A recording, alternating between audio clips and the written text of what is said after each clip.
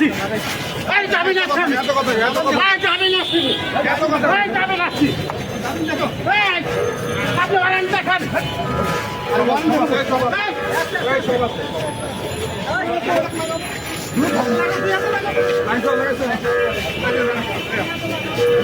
এই কিসের ওয়ারেন্ট কিসের ওয়ারেন্ট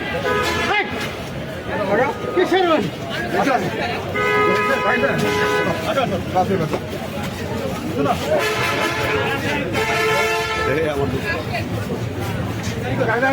গাড়ি করবো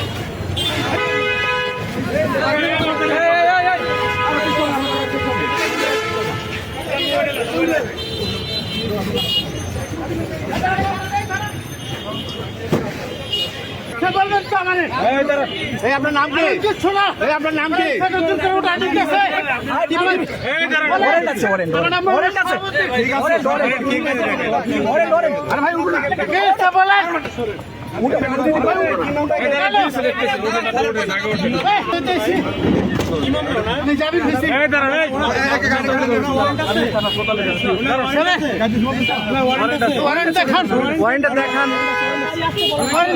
কোন থানার মামলা ভাই এটা আপনার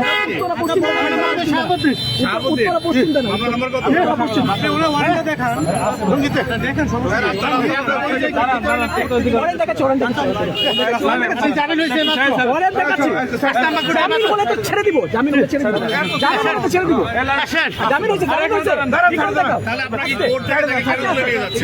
জামিন হয়েছে ঠিক আছে তাহলে কেন তুলে নিয়ে যাচ্ছে কিছু না দেখে আচ্ছা আচ্ছা আমরা ডিবির লোক, হ্যাঁ ডিবির লোক, আমরা একটা ওয়ারেন্ট এরিয়াতে আসছি। এটা কোর্ট প্রাঙ্গণ না, এটা রাস্তা। হ্যাঁ এই রাস্তাতেই আমরা ওকে ধরার জন্য ইয়ে করেছি আর কি। না কোর্ট প্রাঙ্গণে ওইখান থেকে না, রাস্তার উপরে। এখানে কোথায় জায়গাটা কোথায়? আচ্ছা ওইটা ইয়ে করতে পারবেন না। আমরা আছি, এই যে আমার পোশাকধারী পুলিশও আছে, কোতোয়ালি থানার পুলিশ সব সিভিলে আছি আমরা 8 জন, আমার পোশাকধারী পুলিশ আছে, সবাই আমরা আছি। হ্যাঁ পরে আসছে এখানে আমরা রেখেই, হ্যাঁ কোর্টের সামনে না, এটা রাস্তা, এটা কোর্ট থেকে বাইরে।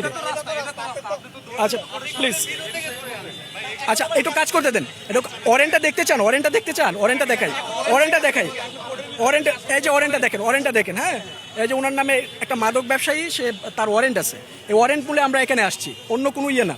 ওয়ারেন্ট মূলে আসছি, সে একজন কুখ্যাত মাদক ব্যবসায়ী। হ্যাঁ তার নামে একাধিক মামলা আছে, একটা মামলা না, গাজীপুরে প্রায় এরকম 7-8টা মামলা আছে। উত্তরা পশ্চিম থানার এই যে মামলাটা, এই যে এই মামলা, মাদক ডিলার, বড় মাদক ডিলার। আপনারা হয়তো ভুল বুঝতেছেন, বাট আমরা কোনো ইয়ে না। হ্যাঁ এই যে দেখেন, নামটা দেখেন, ওয়ারেন্টটা দেখেন। হ্যাঁ ওয়ারেন্টটা দেখেন, আর তার যে মামলাগুলো আছে, মামলার লিস্টও আমি দিচ্ছি। সব কিছুই আমি ইয়ে করতে পারবো আর কি, প্রোভাইড করতে পারবো। আমি ডিবির এডিসি। হ্যাঁ আমি ডিবির এডিসি, আমি লালবাগ এডিসি কোতোয়ালি, ডিবি কোতোয়ালি আর কি। একজন মাদক ব্যবসায়ী, আপনারা একজন মাদক ব্যবসায়ীকে আমরা ধরার জন্য বা তার ওয়ারেন্টের জন্য আমরা এখানে আসছি, এবং এটা রাস্তা। এইটুকু একটু ইয়ে করে নেন।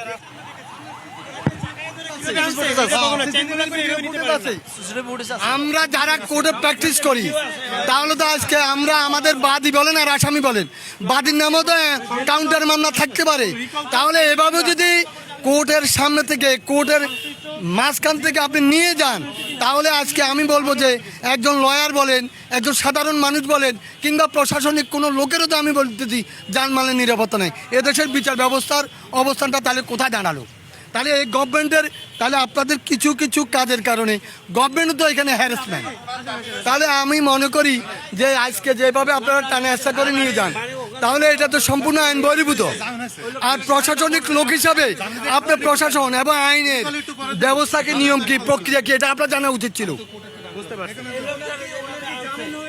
হ্যাঁ আমি সারেন্ডার করছে, জামিন হয়েছে, এখন রিকল তো দেরি হতে সন্ধ্যা 5টা বেজে যায়।